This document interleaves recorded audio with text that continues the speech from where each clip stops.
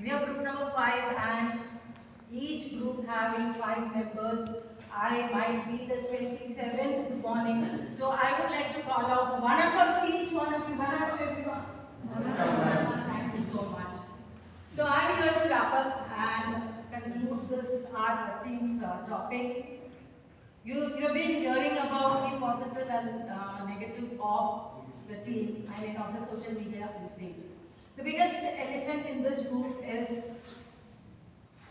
how much is too much, right? As per World Health Organization, it is told that 0 to 1 year children can be given screen time, like very limited in case if the family members are out of town and they have to chat, video chatting, then they get and 1 to 4 children should have 1 hour and that too with only educational content, and 5 to teenage they should have not more than 2 hours.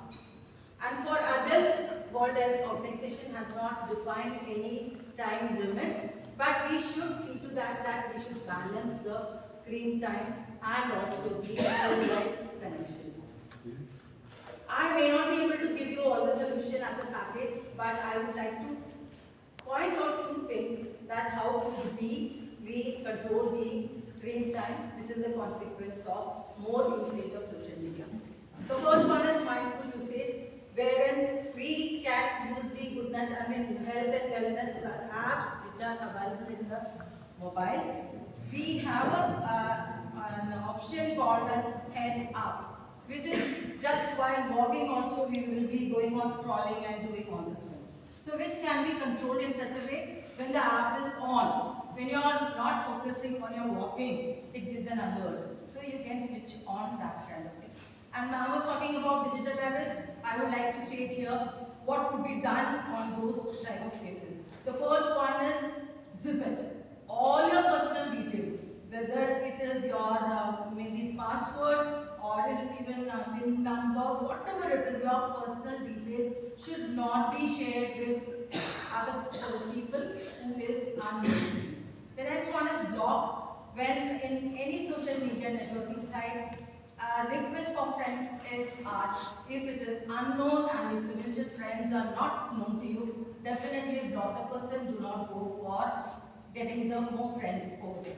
The next is flag it, which is very necessary for the adults as well as for the children especially, wherein whenever you fall into prey of this kind of thing, when you become a victim of it, what we think is we feel ashamed of it, we don't want to release it to anybody or tell it to share it with people. What we do is we keep it within ourselves and suffer. Rather, create a community where you can actually share how did you, where did you fall down, and because when you flag it, this will be a lesson to everyone others as well as somebody will be there to help you out also.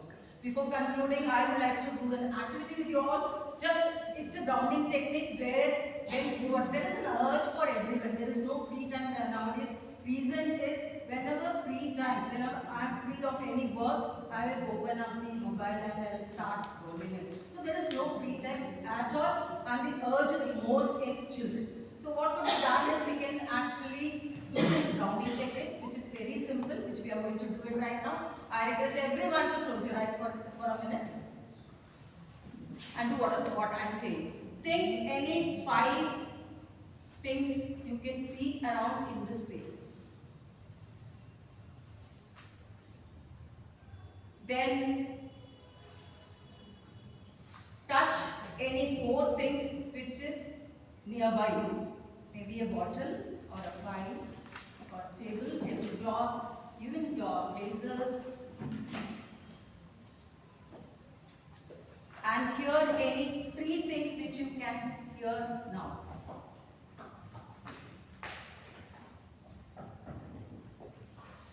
And imagine any 2 things you smell. Might be a perfume of your neighbor person. And 1 thing which you can taste. Somebody's table samosa is still there, or else drink water and taste it. This is an activity which will actually calm down and to focus on something else and you will be in your calm and peace position. Thank you for this